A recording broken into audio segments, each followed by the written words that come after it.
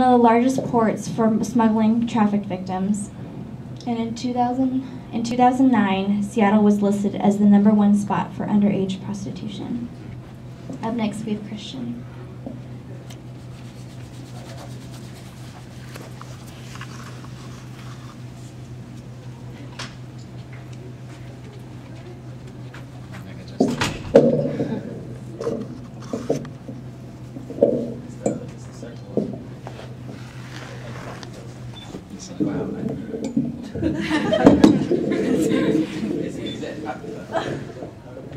That's good, yeah. So he plays in a band, so he's got skills. Okay, this piece is a little bit longer. Just a little predicate to this one. Basically, it speaks to the wound. So we talk about awareness about an issue, but this one might be a little bit sensitive. It's sensitive to me for it to share it because it's about the wound of in the hearts of broken women. And a lot of the context was driven by my own personal observation, not only with seeing the pain and deprivation of women in sex trafficking, but even the motivation that you see in a lot of women that end up in the porn industry or end up as prostitutes, or even our own personal lives to see my sister go through her own process of finding herself through her own sexual mistakes or just violations. And so, yeah, I'll just jump into it. Look at her. She's so nice, naive, and beautiful. So nervous about her future, and so she bites down on her cuticle. She defends her name with false strength and strength so no man can see her weakness.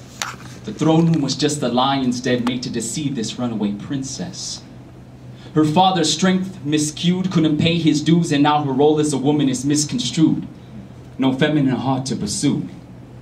That all she's done she never knew could dispel the fear that she would fail unsecured and captive in this jail. How the hell did this caged bird get so restless?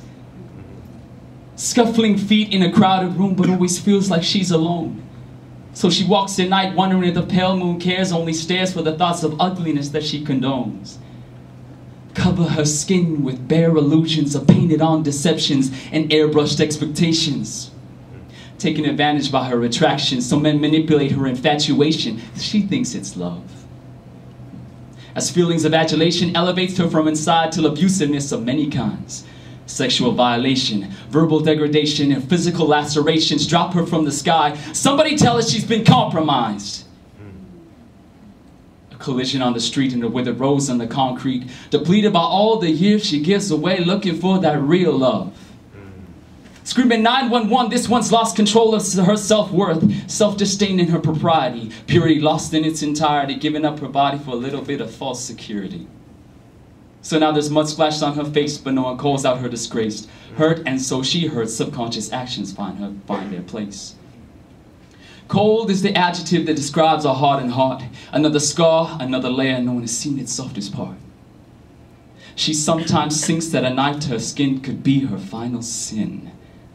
To see, to think that only pain could validate her existence for all the brokenness she feels within. Who is she? She could be someone in this room, or someone walking out there. She's a child in the womb who hasn't seen what is out there.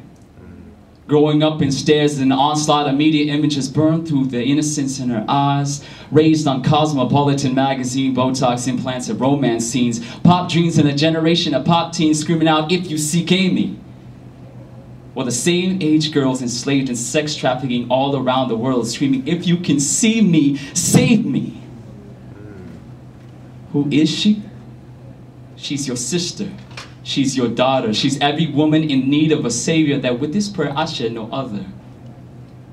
Dear God, take this splinter from her skin. Heal her heart from wounds within. Refine her now with fire again. Your love sustains and holds within and unveils the beauty that's always been. This prayer of insurrection is the expression of her brokenness. Sitting around with an old journal in a vacant room and the same old feelings suffocate her openness. A pain forever learning, a body forever yearning, and so she demonstrates it long with an exposition like David's song crying out for her father's love. She has such a promising future, but this double feature has left her with diverging paths. Narrow is the horror of walking in her past, the intensity of her propensity to fall back into emotional and relational codependencies. But the path she should choose is not just a fairy tale, but the one that speaks of guts and glory, because she's a modern woman. The voice that screams, enough, I've overcome, I believe, I surrender. The makeup and the masquerades, the mask and the pretenders. And if faintly she can see herself healing in the mirror, then that what she sees is really her, and the truth can be no clearer. You see, this demonstration is based upon my rhymes, a transformation in my soul. But if her silence should ever speak, will you hear her?